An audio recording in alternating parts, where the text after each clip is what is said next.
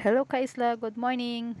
For today's video ay meron pa kaming sinukatan. At meron kami dito na daan ng sapa. Sobrang linaw nga ng tubig nito. Ang sarap nga sana maligo kaso lang ang lamig ng tubig. Sobrang linaw nga ng tubig dito at kita mo yung mga bato. Tuwang-tuwa nga yung anak ko dito at gusto nga na niyang maligo. Sa sobrang linaw nga ng tubig, pwede ka na dito maglaba. Tingnan nyo ba naman Kaisla kung kaano kalinaw ng tubig na yan, no? Tumigil lang pala kami dito at maglilinis si Master ng sasakyan. Maganda kasi maglinis dito at matusawa sa tubig. Medyo maputik na yung daan nung nagsukat kami kanina. Maigi na lang at may dinarang kaming sapa. Di nakapaglinis si Master ng bonggang-bongga. At dahil hindi ko pinayagan ang anak ko na maligo, ayan, kahit paano lang niya nagsawsaw sa tubig. Kaya hindi ko pinayagan na anak ko maligo dyan kasi nakailang ligo na yan sa ulan.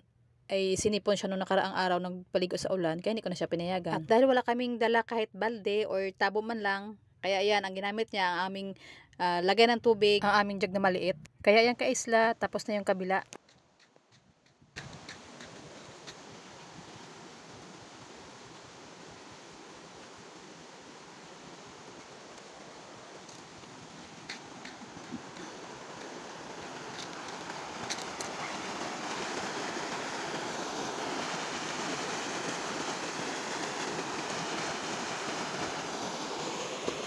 Pinuntahan ko nga dito Kaisla yung aking anak at tuwang-tuwa talaga siya maglaro sa tubig. Kahit sa dagat mo yung dalhin, ganyan talagang ginagawa niya. Mahilig talaga siya maglaro sa tubig. Kaya minsan magugulat ka na lang, may sipon na. Nung nagsukat pala kami kanina Kaisla, may nakita siyang gagamba. At pinahawakan niya sa akin at maglaro siya ng tubig. Kinuha niya sa akin yung gagamba at pinakawalan. Nawa daw kasi siya kasi wala isang paa. Nawili nga ako kakapanood ng umaagos na tubig. Kasi wala ito sa amin. Char lang. Puro dagat lang kasi yung sa amin at walang sapang malapit. Kaya aliw na aliw kami pag may nakita kaming sapa. Maya-maya nga ay nakita ko sa Master na tapos na itong kabila. Kaya ililipat ni Master yung sasakyan para kabila naman yung malinisan. Maya-maya nga may dumating na isang motor, may dala isang sako.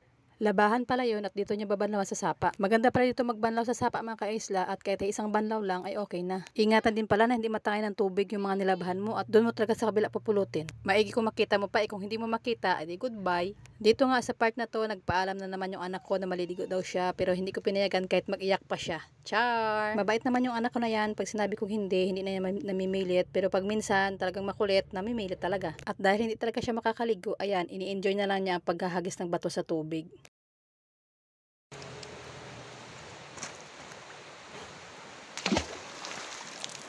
Basta. Tingnan nyo naman kung gaano kalinaw ang tubig. Kahit ako parang gusto kong maligo. Pakinggan yung mga Kaisla at nagpapaalam naman sa papa niya na maliligo daw siya. At yan ang mga Kaisla, malapit na matapos si Master. So yan na muna ating vlog for today's video guys. Thank you for watching. Bye!